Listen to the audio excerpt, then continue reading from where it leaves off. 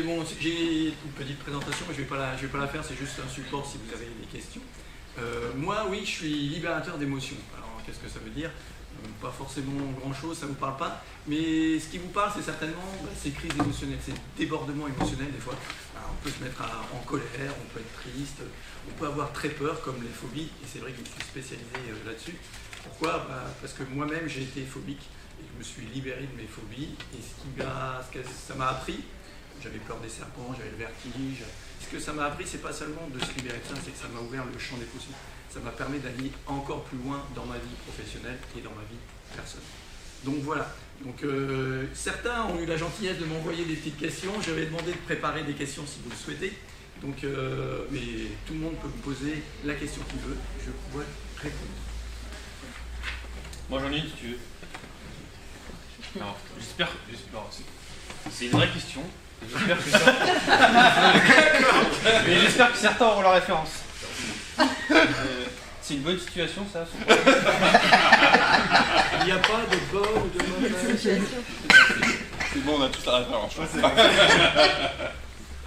Non, dans le détail, c'est comment est-ce que tu t'en arrives à être sophrologue, parce que je veux dire, tu te libères toi-même, c'est une chose, mais après de libérer les autres. Alors, comment je suis arrivé là?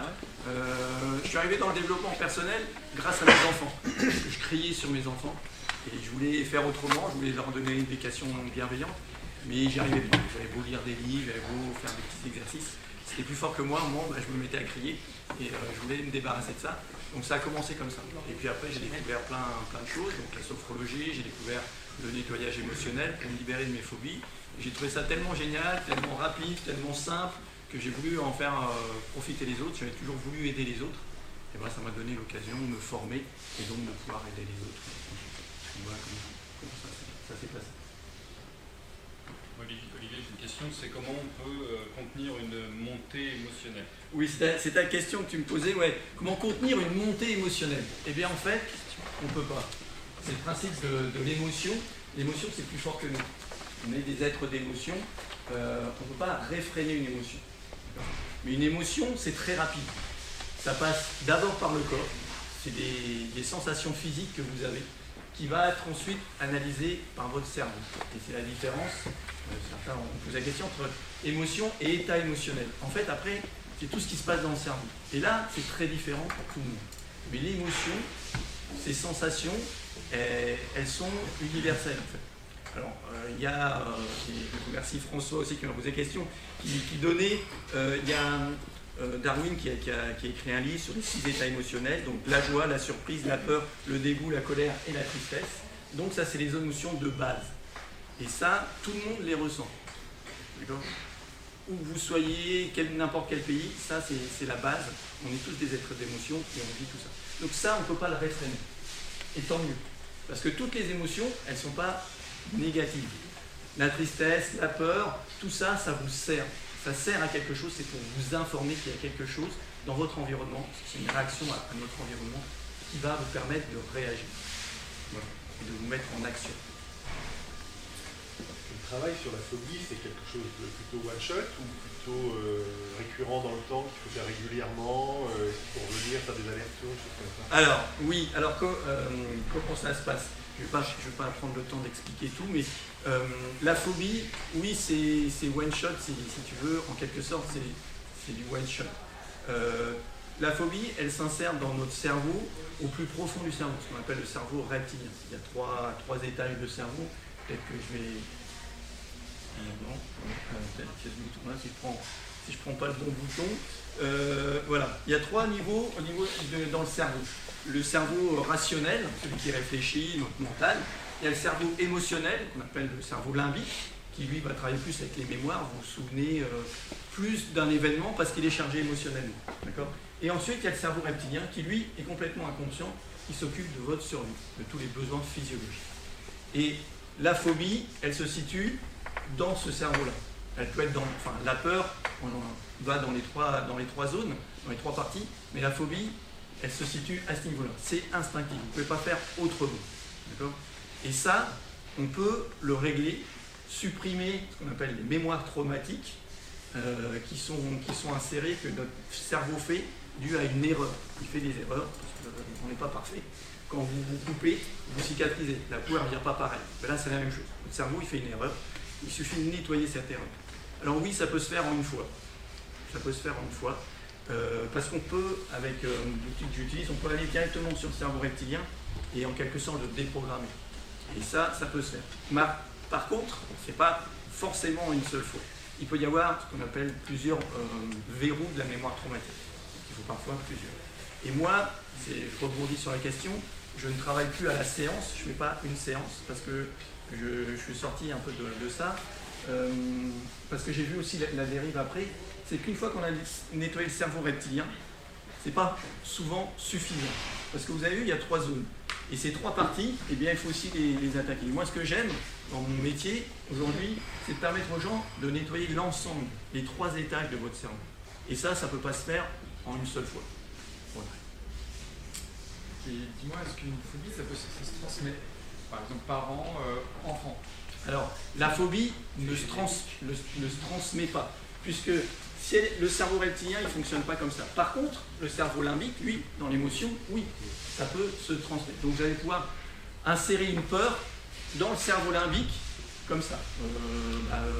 Votre maman, votre papa a peur de ça, et du coup, cette angoisse, vous allez pouvoir la transmettre, entre guillemets, parce que c'est pas génétique, mais vous allez transférer cette émotion, il va ancrer cette émotion dans le limbique.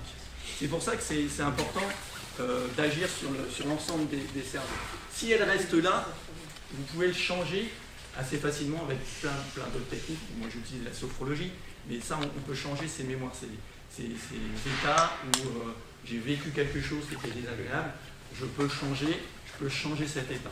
D'accord ? Mais si c'est dans le cerveau reptilien, si ça s'est ancré dans le cerveau reptilien, ça ne suffira pas.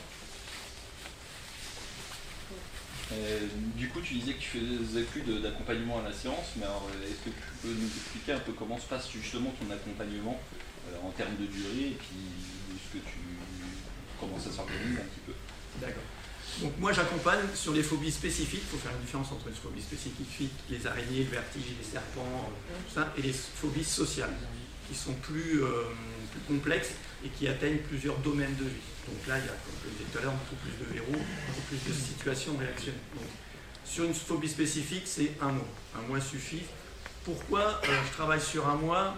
Pour justement permettre aux gens d'acquérir les outils qui vont agir sur les 3 niveaux du cerveau. D'accord ?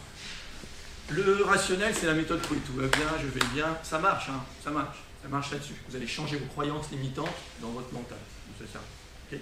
Après, moi, j'utilise la sophrologie pour aller sur le cerveau émotionnel. Ça peut s'acquérir assez facilement. Moi, j'ai des audios. C'est aussi pour ça qu'aujourd'hui, j'ai développé un programme en ligne qui donne tous les outils. Et avec l'accompagnement, les gens ont accès au programme en ligne qui est en illimité. C'est quand vous voulez, depuis chez vous. Et ensuite, il y a l'outil qui est NERTI, nettoyage émotionnel rapide des traumatismes inconscients, qui va agir sur le cerveau reptilien. Et moi, ce que j'aime, c'est de permettre aux gens de devenir autonomes. Parce que pour moi, la liberté, c'est aussi l'autonomie. Et donc, mes clients, je les amène vers cette autonomie, qu'ils puissent utiliser ces outils, tout seuls, sans moi, qu'ils n'aient plus besoin de moi au bout d'un moment. Voilà. Et le monsieur. Par rapport, j'ai lu un article, ça me paraît un peu complémentaire, où les méthodes EMDR, des choses comme ça. Alors, il existe d'autres méthodes. Hein. Il y a d'autres méthodes. Alors, enfin, il n'y a rien à voir. Il y a plein de choses. Hein. Il y a de l'hypnose. Bon, François pourrait vous en parler. Il y a différentes méthodes. Après, chacun va avoir sa spécificité, va avoir son intérêt. Je vais pas, même la psychologie, hein, moi je ne suis pas contre la psychologie, j'en ai fait. Hein. Ça permet, c'est très bien sur le rationnel, sur votre mental, de prendre conscience des choses. Pour moi, c'est pas forcément suffisant. Et ce que j'aime, c'est donner un ensemble de choses. C'est pour ça qu'aujourd'hui, je travaille sur les accompagnements, je travaille sur les 3 niveaux du cerveau. J'avais plutôt un témoignage pour parler du sujet. J'ai fait un tête-à-tête avec Olivier une fois et je lui ai dit mais moi j'ai pas de phobie parce que j'ai pas quelque chose qui me bloque, c'est pas quelque chose qui me bloque au quotidien. Et la phrase que tu m'as dite c'est oui mais en fait si tu gères les petites phobies que tu as, finalement tu vas savoir gérer ton énergie, c'est une énergie que tu passeras à passer sur autre chose. Donc j'ai fait une séance Et aujourd'hui, je suis capable de tuer une araignée. Alors qu'avant, c'était hors de question, je sortais de chez moi et je m'en allais. Pour moi, c'était pas limitant, c'était pas bloquant, parce que de toute façon, on avait toujours autre chose. On a toujours des discours. Mais effectivement, je pense qu'il faut plusieurs séances, parce que j'ai géré la partie générale. Mais si vous écoutez Olivier, il faudrait que j'arrive à pas la tuer, quoi. Il faudrait que je la sorte, parce qu'en fait, elle mérite pas ça, quoi. Mais aujourd'hui, il m'a appris à gérer l'émotion, donc effectivement, l'émotion, il faut apprendre à l'écouter, à savoir comment elle réagit dans ton corps. En une séance, j'ai appris à faire ça. Donc je pense qu'il est quand même relativement fort. Et puis maintenant, je les tue avec beaucoup d'énergie. Mais c'est encore je pense qu'on peut aller plus loin, et c'est pas limitant, ça m'empêche pas de vivre, quoi. Je veux dire, je les dévalise pas. Elle, oui, par contre. Et qu'est-ce que tu fais de la cause animale, franchement? Comment? Qu'est-ce que Non, tu fais de la les cause autres en animale? général, je les adopte. Alors, c'était aussi une question que François a posée.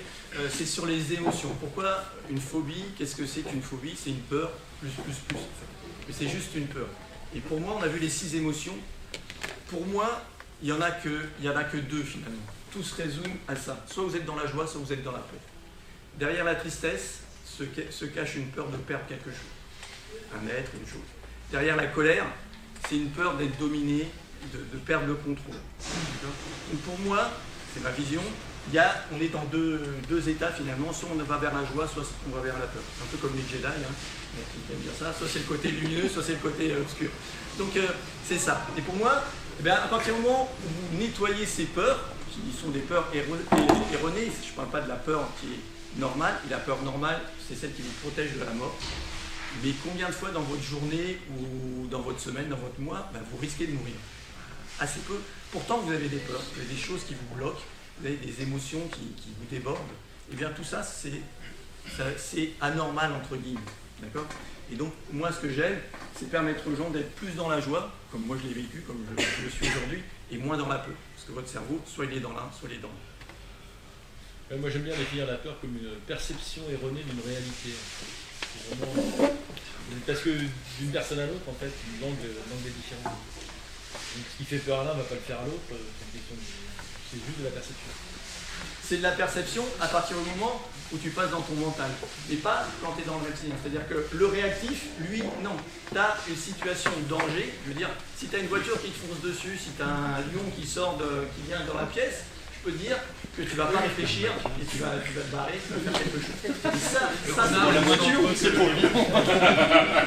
Ça c'est l'émotion, elle est là. Après c'est l'état émotionnel, la réaction que tu as, comment ton cerveau va analyser ça. D'accord? Et ça c'est bien deux choses différentes. Mais l'émotion, elle est là, elle est à la base, elle te fait réagir. Voilà, tu n'as pas le choix. Vas-y Céline, la dernière question. Moi je voudrais que tu nous parles de ton dernier client, si c'est possible. Quel accompagnement tu as fait? Mon dernier client, ma dernière cliente, la dernière séance que j'ai eue, c'est une dame qui habite au Luxembourg, parce que oui, je travaille dans le monde entier. Elle est au Luxembourg et elle vient d'ouvrir un hôtel. Elle travaille dans une société qui fait de la bière aussi. Voilà. Et on travaille sur la maxophobie, c'est-à-dire la peur de conduire. Et elle, son gros souci, c'est qu'elle ne peut pas passer les tunnels des autoroutes. Voilà. Et au Luxembourg, il y en a 3. Elle les connaît très bien et elle fait tout pour les éviter. Voilà. Donc, allez, une dernière. La dernière des dernières. J'avais 3 cerveaux, je suis surpris, moi, à l'école, on m'a dit t'as à peine un cerveau, maintenant j'ai un vrai défaut physique. Non, c'est un coupé en 3. Sérieusement, sur l'émotion, il y a l'émotion individuelle. Fais gaffe, t'es que locataire. Au niveau du rugby, hier, t'imagines, les gens vont un peu mieux, puis quand ils voient, ils pensent aux copains. Donc il y a une espèce d'émotion de groupe. Sur les individus, un par un, je ne vais pas dire j'ai arrivé à les gérer hier, mais dès qu'il y a 2 ou 3 personnes, on va se retrouver à 15h, à 20 ou 30. Donc il n'y a pas de clé, quoi, mais peut-être à 2-3 émotions. Sur l'émotion de groupe, et ça m'intéresse pour aujourd'hui. Alors oui, l'émotion de groupe, forcément, puisque c'est une réaction face à ton environnement. Je veux dire, une émotion, elle réagit à ton environnement. Il faut savoir qu'on réagit plus à l'extérieur qu'à l'intérieur.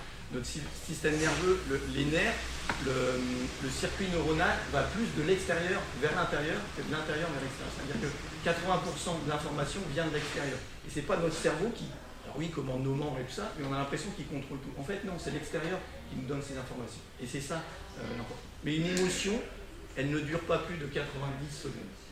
Tu as quelqu'un qui meurt, ta maman, ton papa, ça ne ça ne doit pas durer plus de 90 secondes.